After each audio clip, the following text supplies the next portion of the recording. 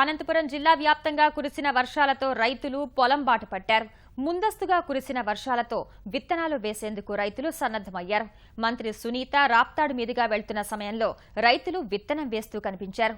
రైతు కుటుంబం నుంచి వచ్చిన మంత్రి వ్యవసాయం మీద ఆసక్తితో కాసేపు పొలం వద్ద ఆగారు. తిరుపాల్ అనే రైతు పొలంలో నేల తల్లికి పూజలు చేశారు. అనంతరం తాను కూడా రైతుగా మారి విత్తనం వేశారు. గత ఏడాది చాలా మంది రైతులు వర్షాభావం కారణంగా విత్తనం వేయలేకపోయారని, ఈసారి ముందస్తుగా కురిసిన వర్షాలతో అన్నదాతల్లో ఆనందం కనిపిస్తోందని మంత్రి సునీత అన్నారు.